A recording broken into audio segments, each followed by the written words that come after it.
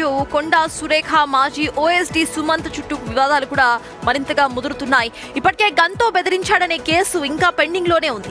ఇక ఇప్పుడు మరో కేసులో సుమంత్ పరారీలో ఉన్నాడు. 10 కోట్ల రూపాయల బ్లాక్మెయిల్, దాడి, హత్యాయత్నం ఆరోపణతో కేసు నమోదవడం కలకలం రేపుతోంది.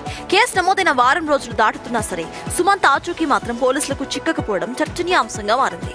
హైదరాబాద్ లోనే గత 3 రోజులుగా సుమంత్ ఓ అదృశ్య శక్తి ఆశ్రయం కల్పిస్తున్నట్టుగా తెలుస్తోంది. అసలు నిజంగానే ఆశ్రయం ఎవరన్నా కల్పిస్తున్నారా? సుమంత్ వెనక అసలు ఎవరున్నారు? ఎవరా పెద్ద మనుషులు అన్న కోణంలో సైతం అనేక ప్రశ్నలు, అనేక అనుమానాలు ఈ రోజు వ్యక్తమవుతున్నాయి.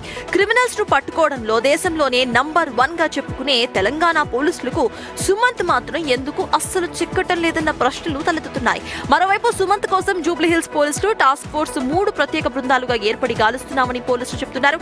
అయినా సరే వారం రోజులు గడుస్తున్నా ఆయన జాడ మాత్రం దొరక్కపోవడంతో పోలీసులు తీరుపై విమర్శలు వెల్లువెత్తుతున్నాయి. ఇక ఈ కేసులో బలమైన సెక్షన్లు పెట్టకుండా ఎఫ్ఐఆర్ నమోదులో నిర్లక్ష్యంగా వ్యవహరించారనే ఆరోపణలతో సిఐపై ఉన్నతాధికారులు సస్పెన్షన్ వేటు వేశారు. ఓఎస్డీగా పనిచేసిన వ్యక్తి చేసిన దందాలన్నింటినీ కూడా వెలికి తీయాలని బాధితుడు డిమాండ్ చేస్తున్నాడు. మరి ఓవైపు వరుస కేసులు, మరోవైపేమో పోలీసుల గాలింపు చర్యలు, ఇంకోవైపు సుమంత్ కు ఆశ్రయం ఇస్తుంది ఎవరు అన్న అనుమానాలు. ఇంతకీ అసలు సుమంత్ ఎక్కడున్నాడు? ఆయన వెనక ఉన్న ఆ అదృశ్య శక్తి ఎవరు? ఇదే ఇప్పుడు హాట్ టాపిక్ గా మారింది.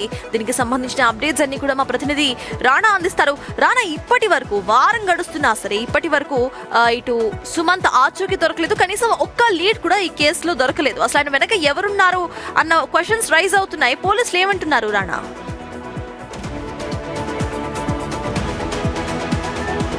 ఎగ్జాక్ట్గా సర్తాజ్ మీరినట్టుగానే దేశంలోనే నెంబర్ 1 పోలీసింగ్ వ్యవస్థ. కాకపోతే కలుగులో ఉన్నా కూడా ఖచ్చితంగా లాక్కొనిచ్చినటువంటి సమర్థులను బట్టి ఈ మొత్తం తెలంగాణ పోలీసులో సుమంత్ని ఎందుకు పట్టుకోలేకపోయారనే దానిపై కూడా పెద్దగా చర్చ నడుస్తుంది. ఏకంగా దాదాపు మనం వారం రోజులు కూడా చూస్తున్నాం. ఎందుకంటే గొంగడి హరికృష్ణ పైన దాడి చేసిన విధానం చూస్తే ఖచ్చితంగా హత్యాయత్నం కిందకే వస్తుందని కూడా పోలీసులు చెప్తున్నప్పుడు, కానీ 3 బృందాలతో మేము పూర్తి స్థాయిలో అతని కోసం వెతుకులాట ప్రారంభించాం. ఇప్పటి వరకు కూడా అతను ఆచూకీ దొరకలేదని చెప్తున్నారు. మరోవైపు మాత్రం పొలిటికల్ సర్కిల్లో చాలా క్లియర్గా ఇక్కడ హైదరాబాద్లోనే ఉన్నారు ఒక అదృశ్య శక్తి, అతన్ని తన ఇంట్లోనే పెట్టుకొని అక్కడి నుంచి కూడా అతన్ని కాపాడుతూ వస్తున్నారు.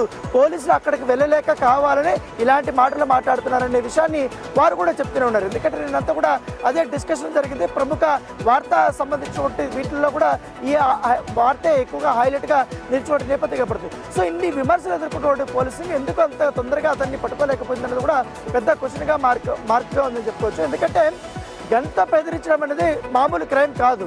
దాంతోపాటు ఇప్పుడు అతను కొట్టినటువంటి క్రైమ్ కూడా మామూలుది కాదు. సో రెండు కూడా చూసుకుంటే మామూలుగా ఏదైనా ఒక రౌడీ షూటర్ కానీ ఇలాంటి పనులు చేస్తే ఖచ్చితంగా అతనిపైన పీడీ యాక్ట్ నమోదు చేస్తారు. కాకపోతే సుమంత్ని ఇంకా పట్టించుకోలేదు. దాంతోపాటు కేవలం ఒక డ్రైవర్ని మాత్రం తన ఆ రోజు దాడిలో పాల్గొనబట్టి మరొక 3 అరెస్ట్ చేశారు. వాళ్ళు కూడా మొత్తం నరగారిని రిమాండ్కి పంపించారు.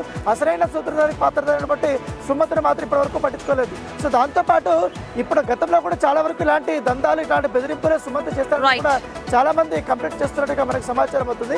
సో ఎవరు కూడా బయటకు రాలేదు. ఎందుకంటే ఈ క్లాస్లోనే అతను అరెస్ట్ కాలేదు కాబట్టి వాటిని ఏం పట్టించుకుంటారనే ఉద్దేశంతో కూడా బాధితులు ఉన్నట్టుగా మనకు సమాచారం అవుతుంది. పోలీసులు ఇప్పటికైనా కూడా కఠినమైన చర్యలు తీసుకెళ్లి అతను అరెస్ట్ చేసి అసలు ఏంటి ఈ కేసులో ఇంకా ఏం దందాలు చేశారని దాన్ని కూడా పూర్తిగా ఇన్వెస్టిగేషన్ చేయాలని కూడా బాధితులు వారైతే డిమాండ్ చేస్తున్నారు. సర్తాజ్.